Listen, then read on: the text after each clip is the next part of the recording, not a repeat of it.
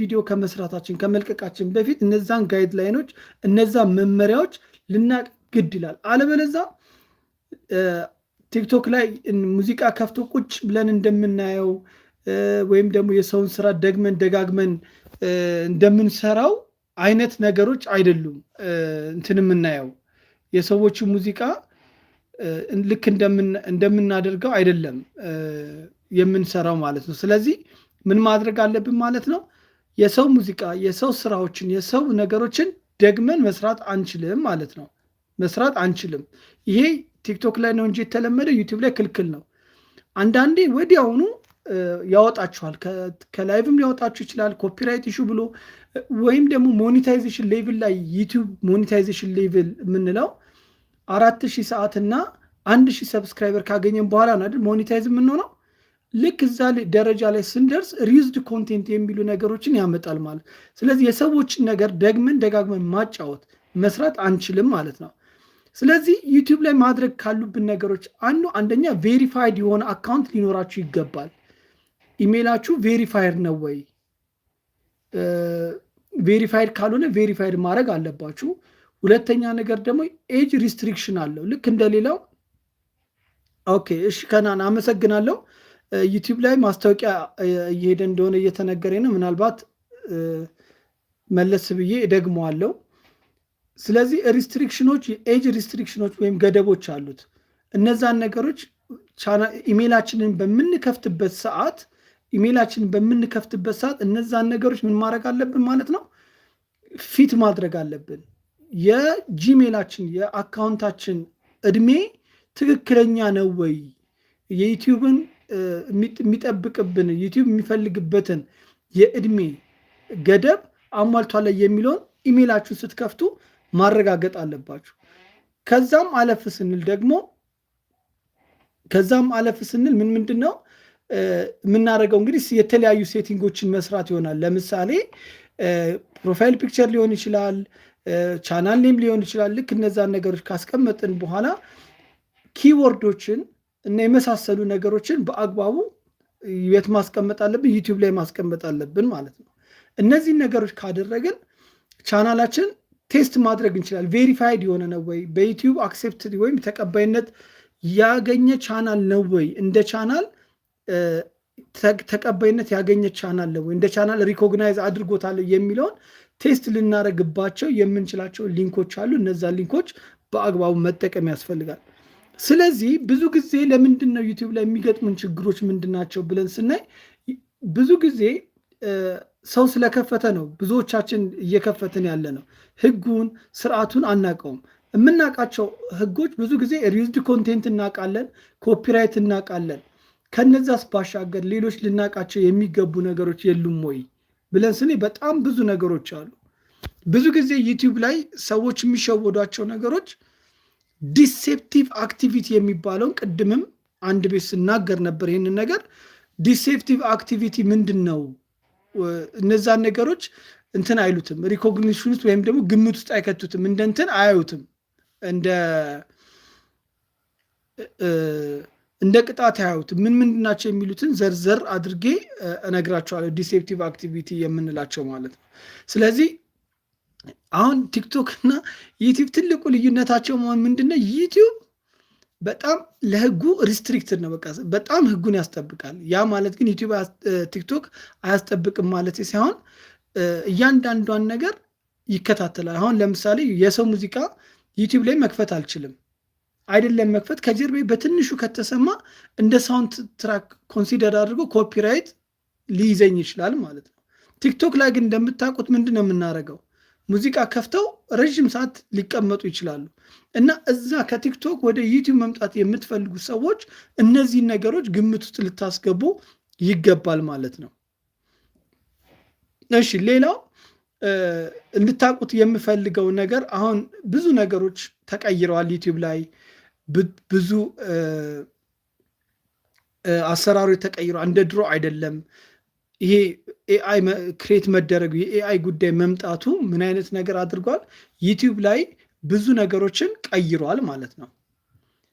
ላይቭ ላይ ቁጭ ብለን የምናወራትን እያንዳንዷን ነገር ኢንተርፕሬት ያደርጋታል። በምንም ቋንቋ እናወራ በምንም አይነት ቋንቋ እናውራ፣ ዩቲዩብ እያንዳንዷን ነገር ምን ያደርጋታል? ይመነዝራታል፣ ይረዳዋል፣ አንደርስታንድ ያደርገዋል።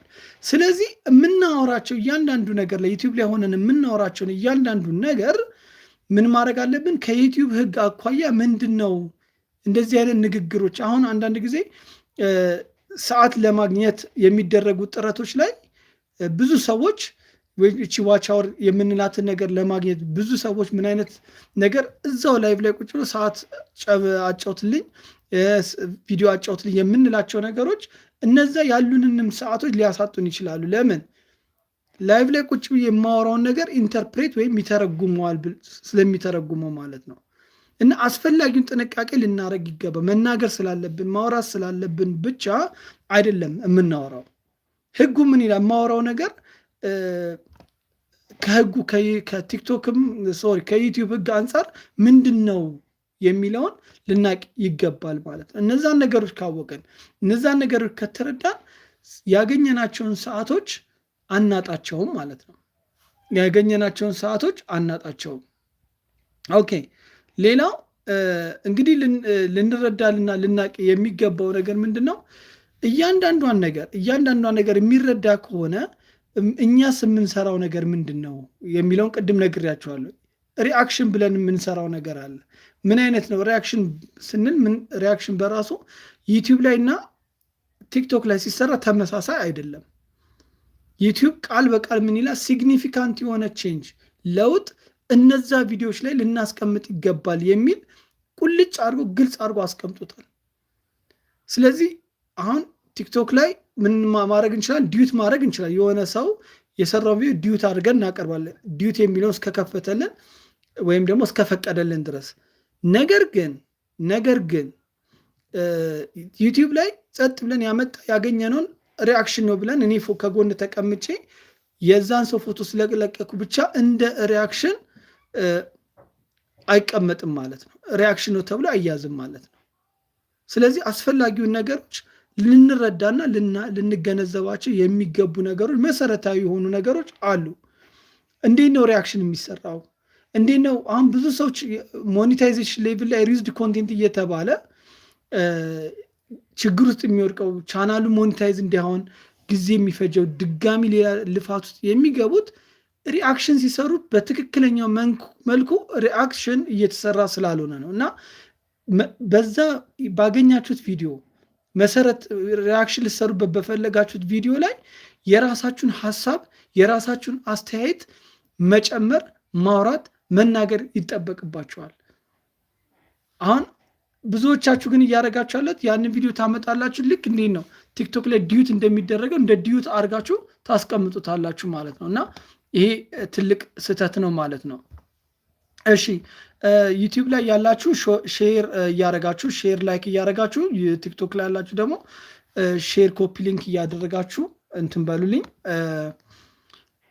የተሻለ እይታ እንዲኖረው። እኔ ስፔሻሊ ለቲክቶክ እንግዳ ነኝ፣ ግን ከእናንተ የምማራቸው ብዙ ነገሮች አሉ። ሼር ኮፒ ሊንክ አድርጉልኝ። እንደውም ዩቲዩብ ላይ ያላችሁ ላይክ እያደረጋችሁ። ውድ ቤተሰቦቼ እንኳን ደህና መጣችሁ። ሳምሪ፣ ስኬቷ፣ አባባ ፍቅሩ እንኳን ደህና መጣ። ፀሐይ፣ እንደዚሁም ቪኒ፣ ሁላችሁም እንኳን ደህና መጣችሁ ብያለሁ። ከልብ ነው የማመሰግነው። ሼር ኮፒ ሊንክ እያደረጋችሁ እንደዚሁም ሼር እያደረጋችሁ ላይክ እያደረጋችሁ እንትን ላለሁ። ሌላው እንግዲህ ሰብ ፎር ሰብ ስለሚባለው ነገር ልነግራችሁ ፈልጋለሁ። እንግዲህ ቲክቶክ ላይ ያላችሁ ያው ሞር ዩቲዩበር መሆን ለምትፈልጉ ነው ሀሳቡ። ስለ ዩቲዩብ ነው ዲስከሽናችን።